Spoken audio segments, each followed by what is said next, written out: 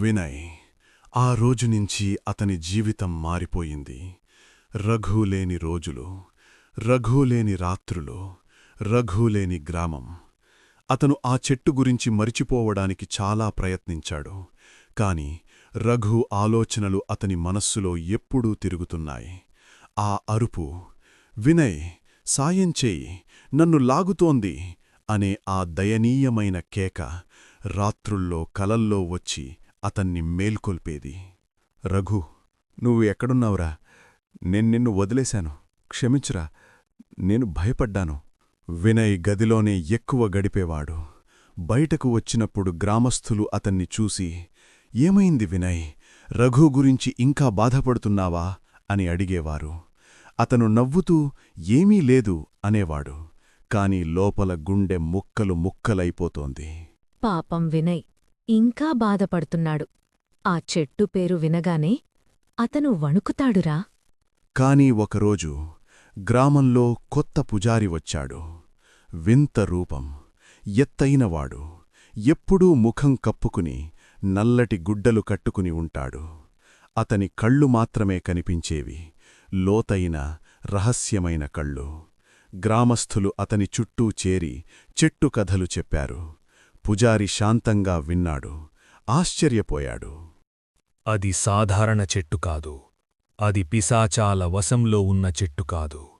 ఆ చెట్టులో ఏదో మహారహస్యం దాగి ఉంది. దాన్ని కాపాడే శక్తి కూడా ఉంది. కాని దాన్ని ఎదుర్కోవడానికి మరో శక్తి కావాలి. స్వామీ, మాకు భయంగా ఉంది. మా గ్రామాన్ని కాపాడండి స్వామీ. పుజారి రోజుల తరబడి పాత పురాణాలు చదివాడు. ఎప్పుడూ నిద్రపోకుండా కూర్చొని ఆ చెట్టు చుట్టూ జరిగిన పాత కథలు అన్వేషించాడు.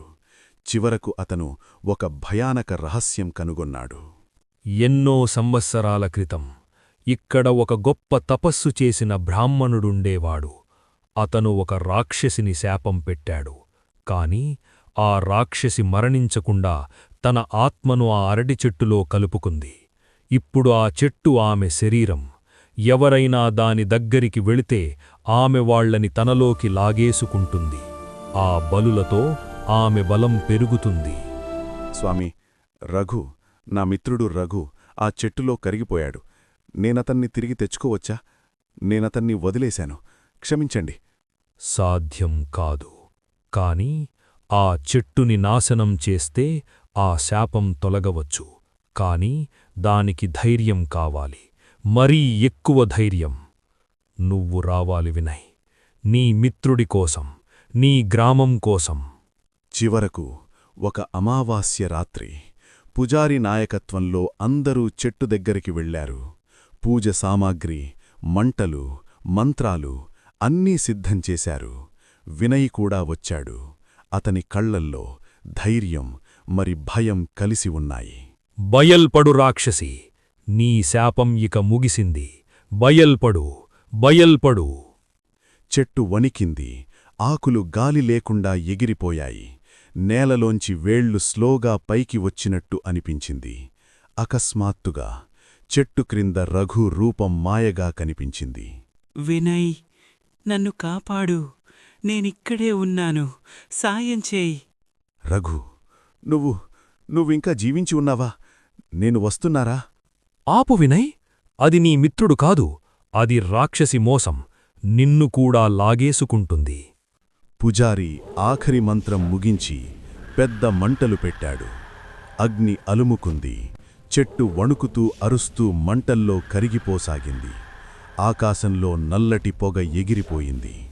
కొద్దిసేపటికే చెట్టు పూర్తిగా బూడిదయ్యింది. గ్రామస్థులు ఊపిరి పీల్చుకున్నారు. ఇక శాంతి వచ్చింది అని అనుకున్నారు. కాని ఆ రాత్రి వినయ్ గదిలో నిద్రపోతున్నప్పుడు చీకటి నుంచి ఒక గొంతు వినిపించింది, చాలా దగ్గరగా, అతని చెవిలోనే. వినయ్, నేనింకా జీవించి ఉన్నాను. చెట్టు పోయినా నేను పోలేదు. నువ్వు మళ్ళీరా, లేకపోతే నీవంతు. రఘు నిజంగా తిరిగి వస్తాడా? పుజారి రహస్యమేమిటి? బ్రహ్మరాక్షసి ఇంకా జీవించి ఉందా? నెక్స్ట్ ఎపిసోడ్లో తెలుసుకుందాం. ధన్యవాదములు.